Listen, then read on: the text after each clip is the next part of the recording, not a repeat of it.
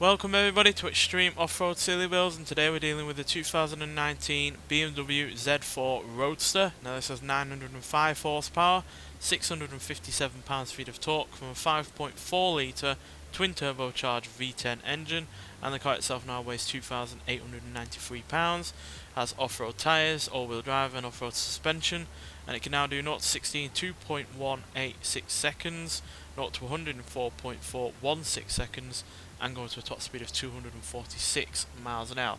So yeah, this isn't the first BMW that we've had on this series. We had the Sesto a while ago, but that was hardly a good car. It only managed to get third from bottom, so hopefully this can do a lot better. So let's get out there and see what it can do.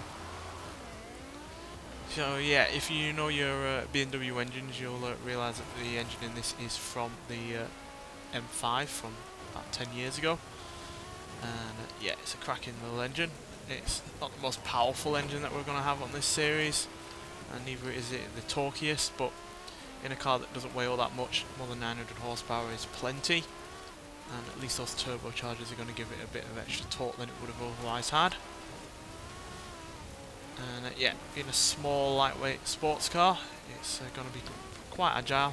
Hopefully the all-wheel drive won't sully any of that, because obviously it's never meant for it originally, so yeah, there is some understeer going to have to deal with, but hopefully not too much. And yeah, surprised that I was able to get it down as much as I could in terms of weight, being a modern car. Brakes don't seem all that great, to be honest, so that's something I'm going to have to deal with. A fair old amount of speed.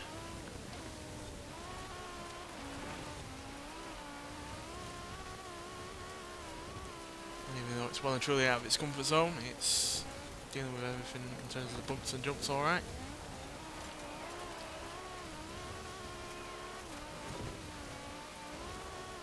Now to the gravel.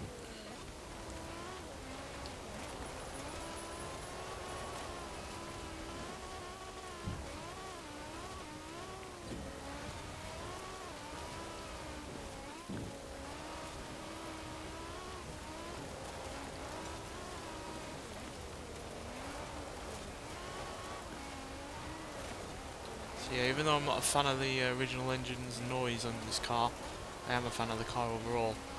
It's easily one of my favourite modern sports cars, so let's hope that we get a good time here. So we're going to have a good speed across the finish line there, 176 miles an hour. What time did we get? It's going to be 2 minutes, 3 seconds, .450, which, yeah, is easily one of the quickest cars that we've had. In fact, it goes into 7th place, beating the Mini X-Rated All-4 Racing Countryman, the Jeep Grand Cherokee Trackhawk, the Ford Ranger Raptor, and the Mitsubishi Lancia Evolution, as well as the Mini John Cooper Works Countryman All-4 and the Subaru WRX Rally car. So, yeah, despite the fact it was originally a rear-wheel drive sports car meant for more the track or barnstorming around some B roads, it's been able to dominate, well, fairly dominate this course.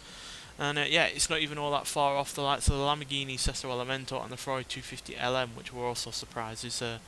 But yeah, they were lighter than this, so I guess that's slightly inevitable. But yeah, mightily impressed by this, and certainly smashed the previous BMW's time from the Sesto, which I said was third from bottom. So yeah, incredibly agile car, really. Had some understeer issues, and the brakes at some point did feel a little bit weak, but as soon as we got past the point of the corners where we needed a lot of turning and a lot of braking going into them, we were pretty much fine. And yeah, great rate of speed, good acceleration, and handled all the bumps and jumps perfectly. So yeah, mightily impressed by that, and yeah, it gives me confidence that we can try out other modern sports cars that are generally quite lightweight and see what they can do.